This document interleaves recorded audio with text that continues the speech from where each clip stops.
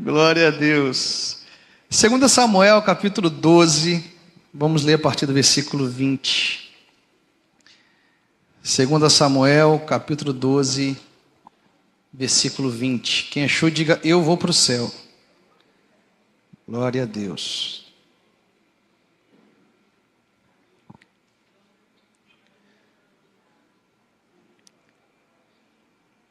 Aleluia. 2 Samuel, capítulo 12, versículo 20. Podemos ler? Então Davi se levantou do chão, lavou-se, ungiu-se, trocou de roupa, entrou na casa do Senhor e adorou. Depois voltou para o palácio e pediu comida. Puseram-na diante dele e ele comeu. Os seus servos lhe disseram: que é isso que o Senhor fez? Pela criança viva o Senhor jejuou e chorou. Mas depois que ela morreu, se levantou e se pôs a comer. Davi respondeu: enquanto a criança ainda estava viva, jejuei e chorei, porque dizia: talvez o Senhor se compadeça de mim, e a criança continuará viva. Mas agora que ela morreu, por que jejuar? Poderei eu trazê-la de volta? Eu irei até ela, mas ela não voltará para mim. Meus irmãos, na semana passada nós finalizamos uma série de mensagens. Quem tem ouvidos, ouça. E hoje vamos iniciar uma nova série de mensagens intitulada de As Lágrimas de um Rei. Diga assim: As Lágrimas de um Rei. Normalmente, Davi é conhecido como um grande rei, um exímio guerreiro, e até mesmo como um poeta, pelo fato dele ter escrito salmos. Mas existe uma face de Davi que nem sempre é lembrada. Davi foi um homem extremamente quebrantado, e ele chorava na presença do Senhor. Ao longo da sua história, a Bíblia vai relatar 6 episódios em que Davi chorou na presença do Senhor, em que Davi derramou lágrimas na presença do Senhor. E cada momento desse, nós podemos aprender lições profundas que acrescentam muito à nossa fé. O primeiro choro de Davi, as primeiras lágrimas de Davi, a qual quero compartilhar com os irmãos, aconteceu em um contexto de dor, pela perda de um filho. Qual era o contexto aqui? Você lembra bem a história? Davi, da sacada do seu palácio, avistou uma mulher belíssima se banhando. E essa mulher era casada com um homem chamado Urias, o heteu Urias. E Davi cobiçou essa mulher e pediu que mensageiros fossem até ela. Essa mulher foi até o palácio. Davi então se deita com ela, uma mulher casada, e ele comete adultério. Dessa relação nasce uma criança. No entanto, Davi, para tentar esconder essa gravidez antes da criança nascer, para tentar esconder essa gravidez, ele envia uma carta para Joabe, por intermédio do próprio Urias. Urias estava na frente de batalha, porque era um tempo que os reis saíam à guerra. Nós vamos estudar isso com calma nessa manhã. E Urias, quando volta da guerra, Davi envia uma carta pelo próprio Urias para Joabe, general do exército de Israel, pedindo para que colocasse Urias na frente de batalha, na área mais perigosa da batalha, para que ele morresse. Urias então morreu no campo de batalha, e tudo isso era uma tentativa de Davi esconder o seu pecado, maquiar o seu pecado. Ele havia cometido adultério, essa mulher chamada Batseba ficou grávida, e ele fez de tudo para tentar esconder e encobrir esse pecado. E por 6 meses, ele encobriu o pecado. Ele não falou nada para ninguém. Deus então enviou o profeta Natã. Natã foi até Davi e confronta o rei, confronta Davi. Importa pensar algumas lições que a gente pode aprender a partir desse confronto de Deus através do profeta Natã a Davi. O profeta Natã começa a contar uma história para Davi, para gerar uma reflexão nele. Ele fala o seguinte: Davi, vou contar uma história para você. Havia dois homens, um rico e um pobre. O rico tinha muitas ovelhas e gados, e o homem pobre só tinha uma cordeirinha. Esse homem rico recebeu uma visita e, não querendo matar um dos seus animais para dar de comer para esse visitante, ele foi lá e pegou a cordeirinha, a única cordeirinha do homem pobre. Davi então ficou irado. Ele ficou revoltado com essa situação. E ele falou: esse homem precisa morrer. E ele precisa ser restituído 4 vezes mais. O profeta Natã então vira para Davi e fala: pois é, Davi, esse homem é você. A partir desse momento de confronto, de reflexão, Davi se quebranta na presença do Senhor. E ele pede perdão ao Senhor. E ele entra em um ambiente de oração, de choro, de lágrima na presença do Senhor. Porque Deus havia dito que os pecados de Davi seriam perdoados. No entanto, a criança não sobreviveria. Aquela criança, ela morreria. E eu estava pensando, irmãos, nesse contexto de confronto que Davi foi submetido. Você vê, o que aconteceu com Davi é o que acontece conosco todos os dias. Nós temos muita facilidade para identificar o erro do outro, mas muita dificuldade para identificar os nossos próprios erros.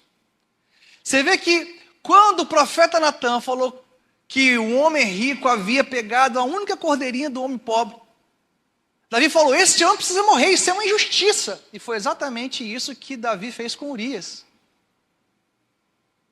A Davi estava disponível, porque isso era uma cultura daquele tempo, todas as mulheres do reino. Mas ele foi pegar para si aquela única mulher que era casada e que ele não podia ter relação com ela, que era Batseba, a mulher de Urias. Sabe, irmãos, nós temos que ter muito cuidado com isso. A palavra do Senhor vai dizer em Mateus capítulo 7, verso 3: por que vês o argueiro no olho do teu irmão e não reparas na trave que está no teu próprio? Nós temos muita facilidade, irmãos, de apontar o erro do outro, de ver os deslizes do outro, de ver as limitações, as dificuldades do outro, mas temos muita dificuldade de olhar para nós mesmos e reconhecer nossas dificuldades, reconhecer os nossos pecados. Sabe por quê, irmãos? Julgar o outro nos dá uma falsa sensação de justiça. Sempre que você julga alguém, o seu coração se sente confortável, porque é como se você estivesse dizendo para você mesmo: eu não sou tão ruim assim, eu não sou tão pecador assim, eu não sou tão mal assim. E isso, de certa forma, aplaca a culpa do seu pecado, aplaca a culpa das suas próprias transgressões. Quando Davi julgou o pecado desse homem rico que pegou a única cordeirinha do homem pobre, ele estava desviando o foco do seu próprio pecado. Porque julgar o outro desvia o foco das nossas limitações, das nossas barreiras interiores. Irmão, se tem algo que eu tenho percebido, é que o pecado, ele gera um efeito anestésico em nós. E mais do que isso, o pecado, para quem vive na prática dele, gera cegueira. E essa cegueira nos impede de olhar para dentro, porque para fora a gente continua enxergando. Para a vida do outro, a gente continua enxergando. Os desejos do outro, a gente continua enxergando. Agora, para dentro, as nossas próprias dificuldades, a gente fica cego. Porque o pecado gera orgulho. A prática de pecado de Davi, sem quebrantamento, sem arrependimento, sem confissão, gerou orgulho e, consequentemente, o cegou para as suas próprias limitações, as suas próprias dificuldades. É por isso, irmãos, que nós temos que ter muito cuidado com o julgamento, porque quem muito julga o outro, na verdade está buscando aplacar a culpa das suas próprias dificuldades. Aplacar a culpa dos seus próprios pecados. O apóstolo Paulo, quando vai nos ensinar acerca de como proceder na ceia, ele fala o seguinte: cada um examine a si mesmo e participe da ceia. Porque se cada um julgar a si mesmo, ninguém vai te julgar. Examine cada um a si mesmo. O que o apóstolo Paulo está dizendo é o seguinte: olhe primeiro para a sua vida, tire a trave que está diante dos seus olhos, antes de você querer apontar o argueiro no olho do seu irmão. Antes de você quiser tirar o cisco do olho do seu irmão. Cuidado, irmãos, porque o pecado gera orgulho, o pecado nos cega para nossas próprias dificuldades. Só enxergamos o erro do outro, os problemas do outro, as dificuldades do outro, e isso é uma forma da gente desviar o foco da nossa própria culpa. Agora observe, o profeta Natan disse a Davi: Davi, os seus pecados serão perdoados, no entanto a criança morrerá. Aqui tem uma lição muito interessante, irmãos. Qual é a lição? Por mais que Deus perdoe o pecado, as consequências nós iremos colher. As marcas da consequência permanecem. Uma coisa é perdão de pecados, outra coisa é as consequências do pecado. Deus perdoa o pecado, mas Ele não anula as consequências. E foi nesse contexto, irmãos, que Davi, mesmo diante de uma palavra do Senhor de que essa criança morreria, porque ele iria colher as consequências do seu adultério, foi nesse contexto que Davi ele entra em oração, e com jejum, com intercessão, com lágrimas derramadas na presença do Senhor, ele busca um milagre. Ele busca reverter essa situação, essa sentença que Deus havia estabelecido. Agora a gente precisa entender, por que tudo isso aconteceu? Vamos ler primeiro 2 Samuel capítulo 11, para a gente compreender por que Davi chegou nesse estágio, chegou nesse ponto. 2 Samuel capítulo 11, versículo 1, diz assim: decorrido um ano no tempo em que os reis costumavam sair para a guerra, Davi enviou Joabe, seus oficiais e todo Israel.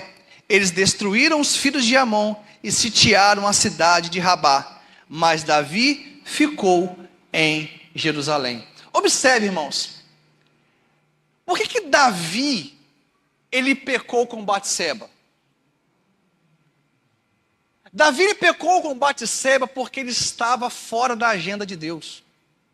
Ele estava fora do propósito de Deus. O texto está dizendo, no tempo que os reis costumavam sair à guerra.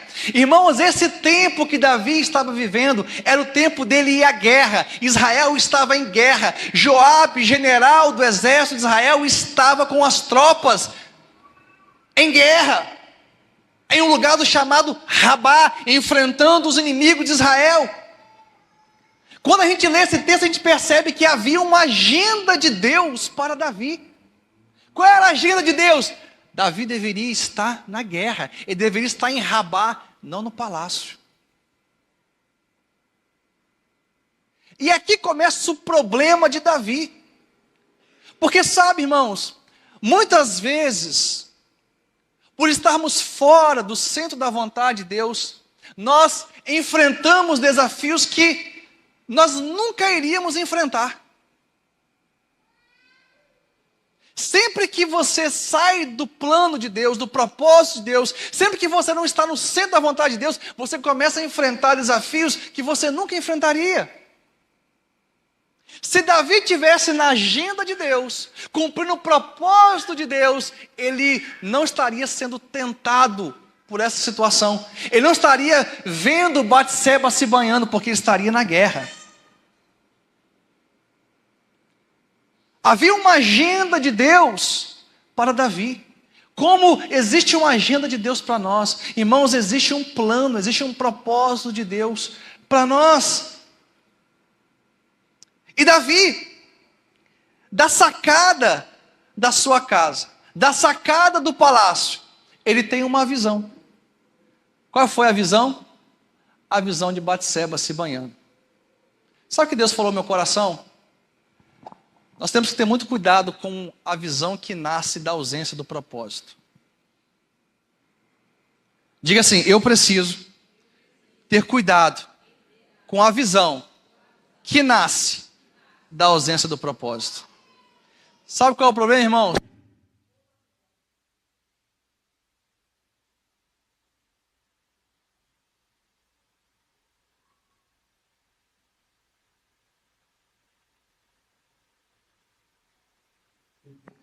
Glória a Deus.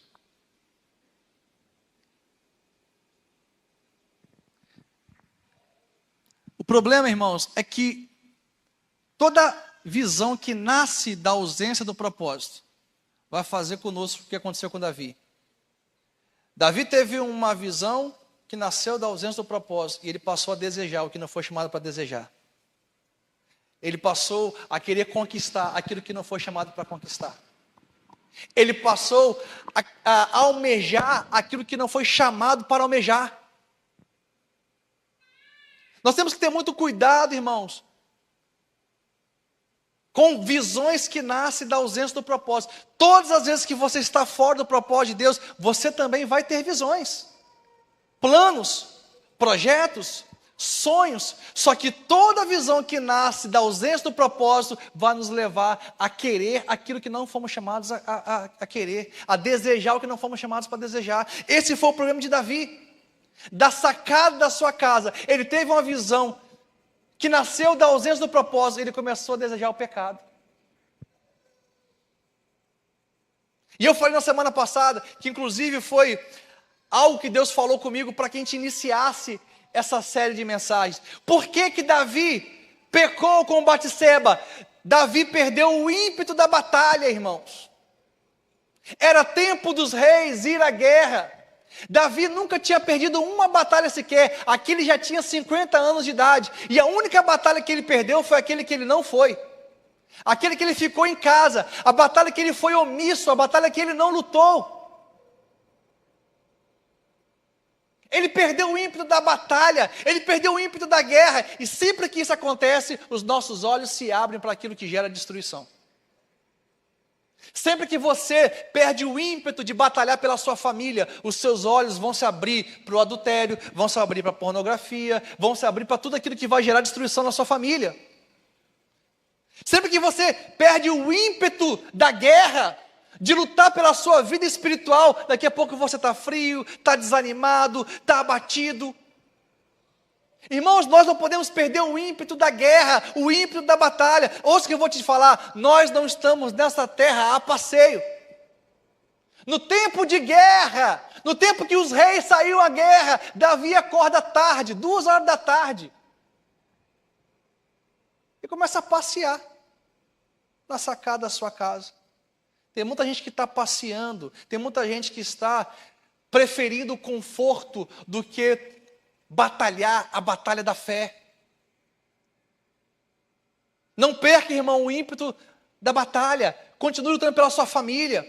O mundo jaz do maligno. Continue lutando pela sua vida espiritual. Continue lutando pelos seus filhos. Não importa a condição que eles estejam agora. Vai orar pelos seus filhos. Vai jejuar. Vai derramar lágrimas na presença do Senhor. Não perca o ímpeto da batalha. Porque eu creio que Deus é poderoso para fazer infinitamente mais. Quantos podem dizer glória a Deus? Davi perdeu o ímpeto da guerra, como muitas vezes acontece conosco. E nasce no coração dele a visão, fruto da ausência de propósito.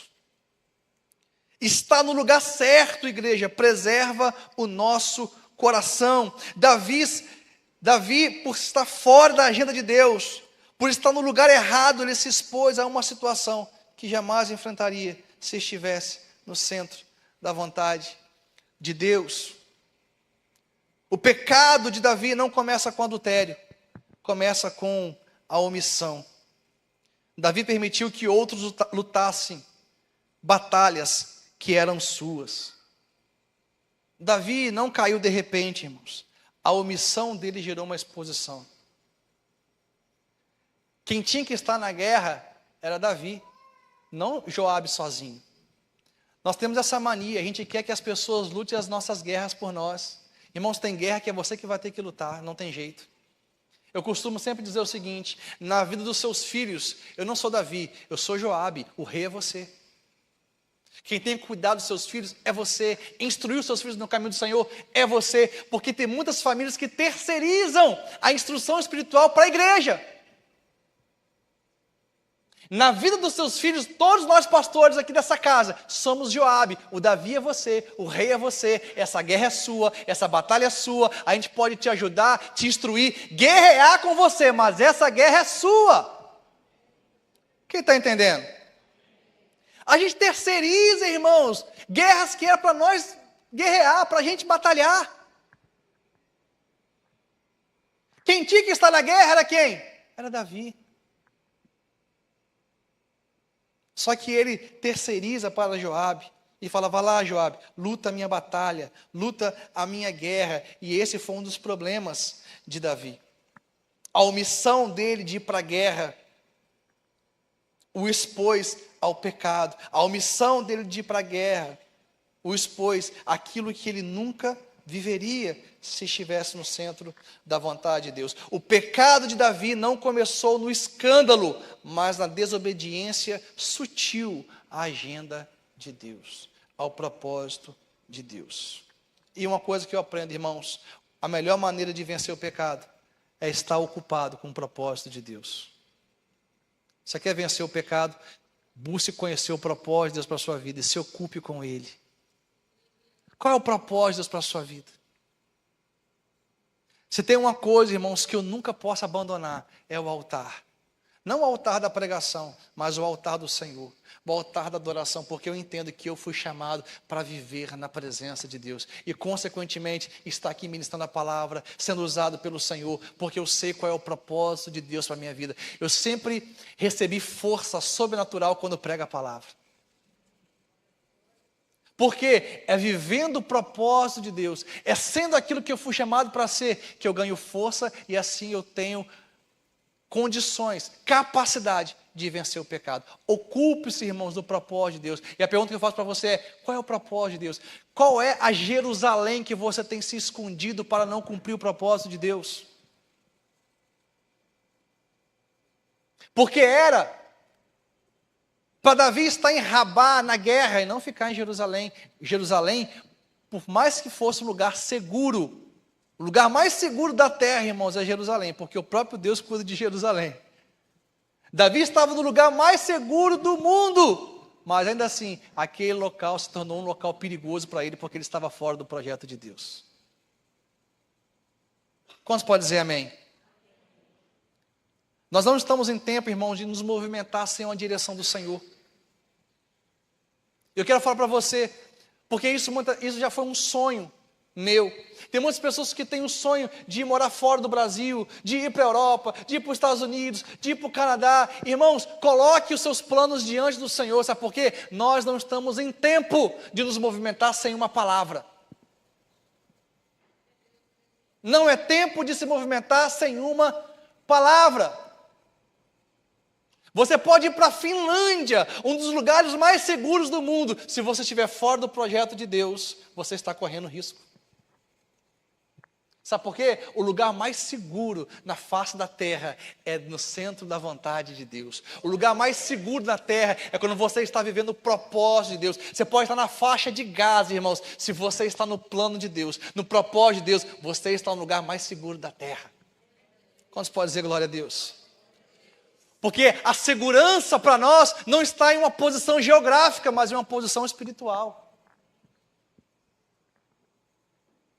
Vou repetir, a segurança para nós não está em uma posição geográfica, mas em uma posição espiritual. Que posição é essa? No centro da vontade de Deus. É por isso que o inimigo sempre vai querer nos tirar de uma posição espiritual. Eu me lembro do texto, quando Jesus ele vai ensinar os discípulos a orar, ele diz o seguinte: quando você for orar, entrando no seu quarto, feche a porta e ore o seu pai em secreto. E o seu pai, que vê em secreto, o recompensará. Observe, Jesus está ensinando sobre oração. Aí ele fala, quando você for entrar no seu quarto e orar, o seu pai vai te ver. O certo, naturalmente falando, seria, o seu pai vai te ouvir. Diga, ouvir. O contexto não é oração? Então a gente tinha que falar assim, olha, quando você entrar no seu quarto e orar, o pai vai te ouvir. Mas ele fala, o pai vai te ver. Sabe por quê? Porque a oração é uma posição espiritual. Mais do que te ouvir, Deus quer te ver nesse lugar de dependência. Mais do que ouvir o que você fala, Ele quer te ver nesse lugar de submissão. Mais do que ouvir suas orações, sua adoração, Deus quer te ver submisso à palavra dEle.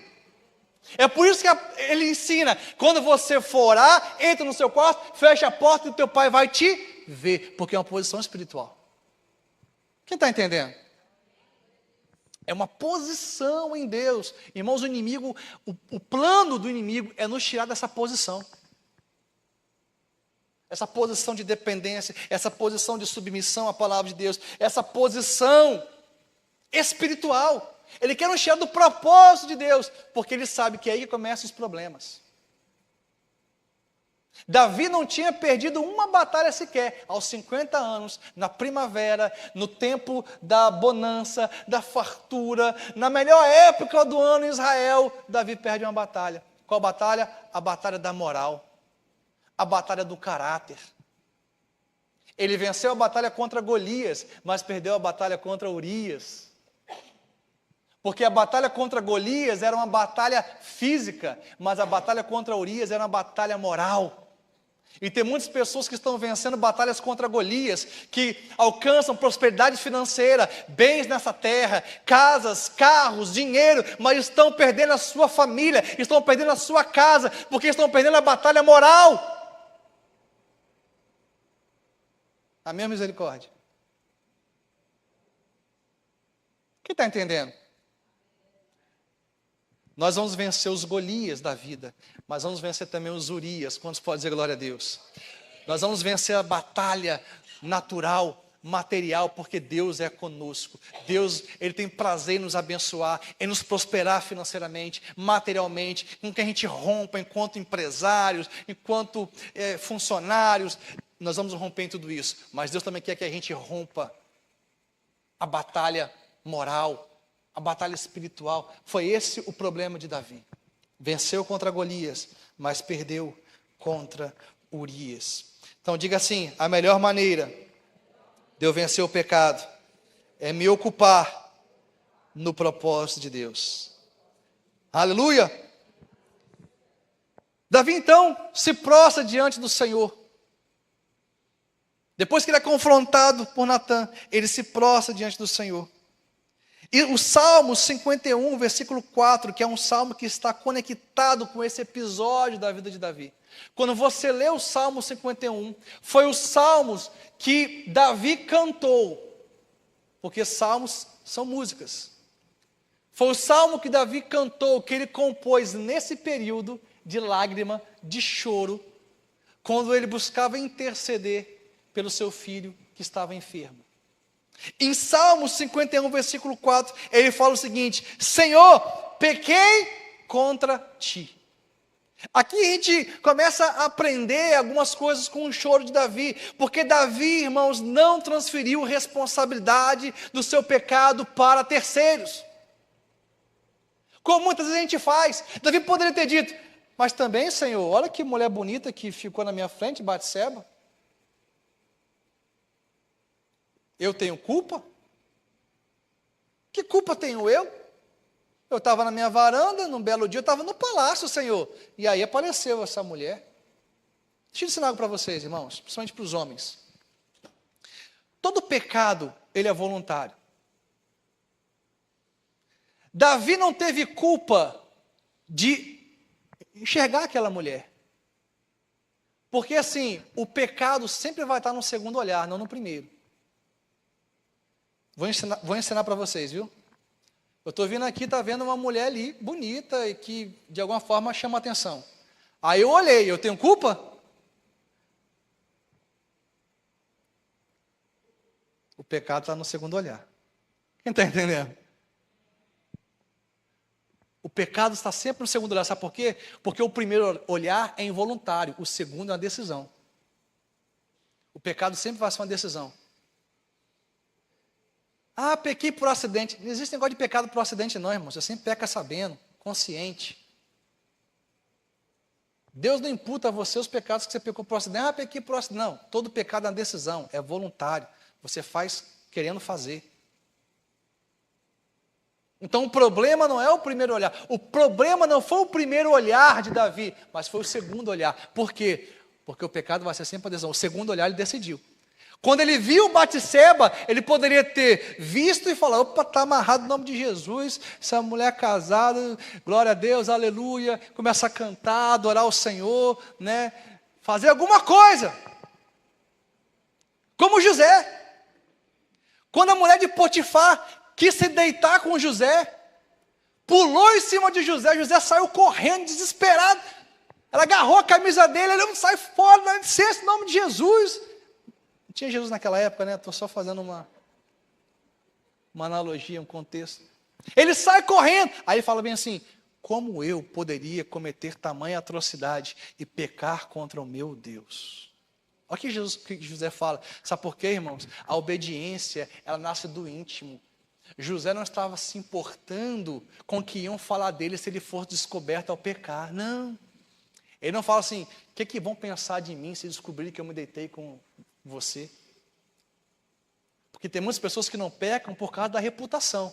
Isso pode até te ajudar em um primeiro momento, mas isso não vai te ajudar a longo prazo. O que te ajuda a vencer o pecado a longo prazo é uma devoção íntima ao Senhor. José falou, como eu poderia pecar contra o meu Deus? Como eu poderia cometer tamanha atrocidade contra o meu Deus? Ele tinha uma devoção íntima, uma obediência íntima, uma submissão interna. Uma decisão de não pecar contra Deus. Ele estava preocupado na sua imagem diante de Deus, e não na sua reputação diante dos homens. Quem está entendendo? Porque é mais importante, irmãos, do que a sua reputação diante dos homens, é o que Deus pensa de você. José não queria que Deus olhasse para ele de uma outra forma, a não ser como um homem submisso à vontade dele. Então, Davi fala, pequei contra ti. Ele assumiu a responsabilidade do seu pecado. Ele não transferiu a responsabilidade para terceiros. Ah, porque foi a mulher. Ah, mas foi porque foi essa sacada aqui que tinha que ter um vidro fumê. Ah, porque eu acordei, né? Eu estava meio desapercebido ainda, sonolento. Não, ele assumiu, eu pequei. Eu pequei contra ti. Irmãos, nós temos que assumir a responsabilidade das nossas atitudes. Como estão entendendo? Você começa a vencer o pecado quando você assume a responsabilidade das suas atitudes e não terceiriza para o outro. Eu sei que hoje está muito mais fácil pecar do que antigamente. Mas existe também unção disponível a nós. Capacitação do céu disponível a nós. E a palavra do Senhor diz, quem crê, verá a glória de Deus. Quantos podem dizer aleluia? Davi ele foi orar, mesmo diante de uma sentença de que seu filho iria morrer. Não para mudar as circunstâncias, mas para alinhar o coração. Sabe por quê, irmãos? Oração não é só para mudar as circunstâncias que você está vivendo. Oração é para mudar o seu coração, alinhar o seu coração ao propósito de Deus. Foi pelo fato de Davi estar orando, jejuando, derramando lágrimas na presença do Senhor, que quando veio a notícia de que a criança tinha morrido, ele se levanta e ele vai à casa do Senhor para adorá-lo. O que Davi estava dizendo é o seguinte, eu tenho fé para perder. Irmãos, a gente só fala de fé para ganhar, fé para conquistar, fé para avançar, mas Davi está nos ensinando sobre uma fé para perder. Não é fé que vai te levar a perder, mas é fé que vai te ensinar a aceitar os nãos de Deus. Fé para o sim é fácil, Fé para o não, que é o desafio. Fé na enfermidade, fé quando o engajamento na família não está muito bem, fé quando os filhos não estão muito bem, fé quando os negócios não estão indo bem, fé quando você experimenta alguma derrota na sua vida, fé quando você perde algo. Irmãos, nós temos que ter fé também para perder e continuar firme na presença do Senhor. Deus me deu, Deus tomou, bendito seja o nome do Senhor. Como você pode dizer glória a Deus? Você vê que o glória a Deus vai diminuindo, né, quando chega nessa parte da mensagem. Fé para ganhar, irmãos, é fácil. Fé para vencer. E a gente só fala muitas vezes na igreja de fé para avançar. Você vai vencer Golias, os gigantes. Deus vai te fazer mais que vencedor. Tudo isso, irmãos, é importante e é profético. Mas nós temos que aprender a ter fé também para perder. Davi nos ensina: eu tenho fé para ganhar, mas eu também tenho fé para aceitar o não de Deus. Foi a oração, o quebrantamento de Davi, as lágrimas de Davi aos pés do Senhor, que o capacitou a ter fé para ouvir o não. E quando ele ouve o não, ele se levanta e vai para o altar do Senhor. E ele adora. E ele submete o resultado da vida dele a Deus. Eu continuarei te servindo, não importa a circunstância. E esse é o desafio para a nossa fé, irmãos. Nós precisamos chegar nesse momento onde estamos decididos a servir ao Senhor, não importa o que aconteça. Esse é o momento que estabelece um limite, se você vai avançar ou se você vai retroceder. Você já decidiu servir ao Senhor, não importa o que aconteça na sua história. Você já decidiu servir ao Senhor, não importa se vem um não para você, da parte do Senhor. Você já decidiu servir ao Senhor? Não importa o que você vai enfrentar no futuro, a gente tem que passar por esse tempo, o tempo da decisão. Momento da decisão. Senhor, eu continuarei te servindo. Eu me lembro de um tempo, e eu vou caminhando para o final, quando Vitória nasceu, ela nasceu com muitas complicações de saúde. Vitória é minha filha do meio, costumo dizer, né? São 4 filhos, né? Como saber o filho do meio, né? Vitória tem 13 anos, vai fazer 14 anos esse ano. Quando ela nasceu com muitos problemas de saúde, e ela foi direto para a UTI. Eu lembro que o médico perguntou para mim: olha, ela está com muita dificuldade respiratória, o que você quer fazer? O médico perguntou para mim: o que você quer fazer? Eu falei assim: não, tem jeito, né? O melhor lugar é a UTI para tratar ela com mais cuidado. A Vitória ficou muito tempo na UTI e teve um dia que ela com muita dificuldade de respirar, o pulmão dela não estava totalmente formado, a gente não sabia o que estava acontecendo, o ar ficava acumulado entre o pulmão e a pleura, né? O ar não parava no pulmão dela, então as máquinas tinham que respirar por ela, tinham que colocar oxigênio o tempo todo nela para ela se manter viva. E teve um dia que a gente estava lá com a Vitória na UTI, cantando louvores, adorando ao Senhor, profetizando cura, e a maquininha começou a apitar, a oxigenação dela estava baixando, os médicos vieram correndo, sai, a gente saiu da UTI, e o médico veio com um bombeamento manual, colocando na boca dela, para ela voltar, colocando ar na boca dela, e eu saí vendo aquela cena.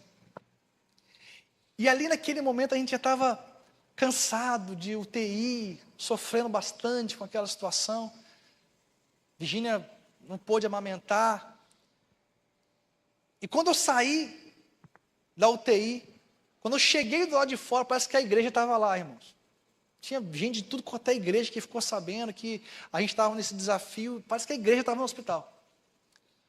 Quando eu olhei aquilo ali, eu saí da sala da UTI, eu me prostrei.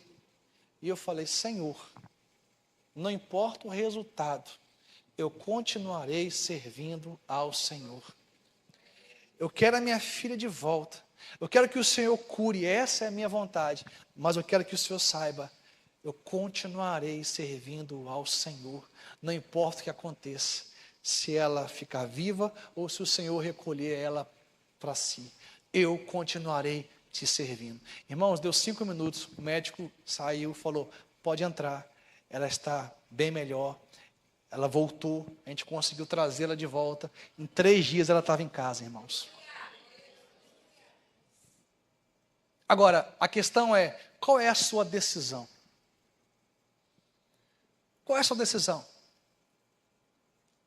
Nós precisamos passar por esse momento. Foi o que Davi viveu. Quando ele recebeu a notícia, ele se levanta e vai adorar o Senhor.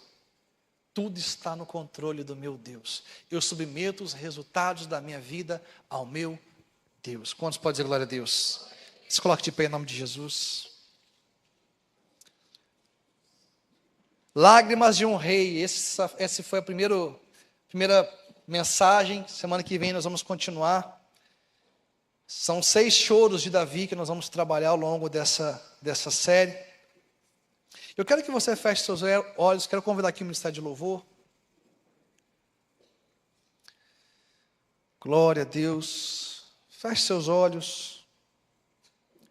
Medite um pouco nesta mensagem, naquilo que o Senhor falou ao seu coração.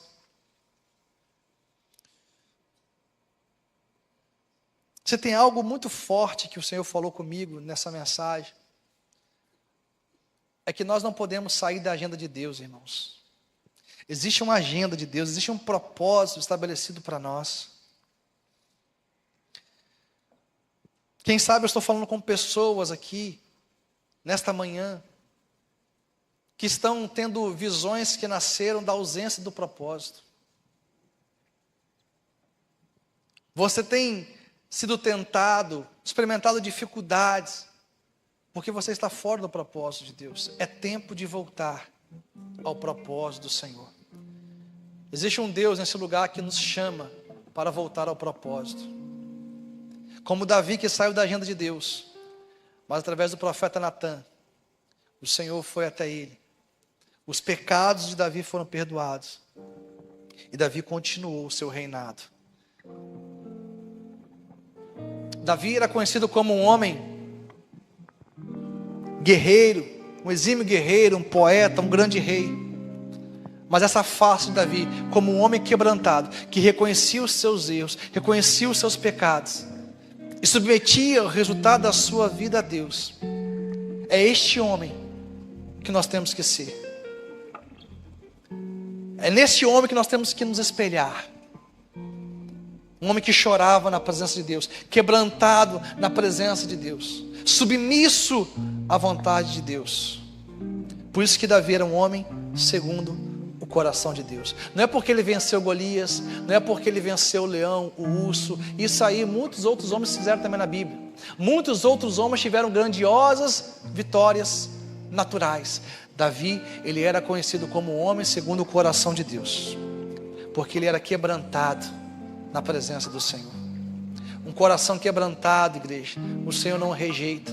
Por mais que você esteja no pecado, por mais que você esteja nesta manhã vivendo algum deslize na sua vida, na sua história, o Senhor manda te dizer que há remissão de pecados para você. Jesus na cruz do Calvário, Ele morreu pelos nossos pecados, e o castigo que nos traz paz estava sobre Ele, e pelas suas pisaduras nós fomos sarados. Existe perdão liberado para nós nessa manhã. Existe perdão liberado para nós nessa manhã. Não é uma manhã de julgamento. Deus não está aqui nesta manhã nos julgando através da sua palavra. Ele está estendendo os seus braços de amor para dizer: tem perdão para você, tem perdão para a sua casa, tem perdão para o seu coração, tem perdão para a sua família, tem perdão, tem perdão. Hoje o perdão de Deus está sendo liberado sobre a igreja, em nome de Jesus. Eu quero desafiar você que está aqui nessa manhã. Você quer receber o perdão de Deus? Sai do seu lugar, vem aqui à frente. Não é amanhã de julgamento, irmãos. É uma manhã da gente receber o perdão do Senhor. Sai do seu lugar, vem aqui, eu quero orar com você. Como Davi, se quebrante na presença do Senhor. Fala: Senhor, eu perdi o ímpeto da batalha, eu perdi o ímpeto da guerra, eu perdi o ímpeto de guerrear pela minha família, pelo meu casamento, pelos meus filhos. Mas eu quero retomar essa posição espiritual. Eu quero retomar este lugar onde eu sei que estou na dependência do Senhor, e o Senhor guerreia as minhas guerras, batalha as minhas batalhas, em nome de Jesus. Sai do seu lugar, enquanto a gente adora o Senhor, vem à frente, eu quero orar com você em nome de Jesus. Aleluia.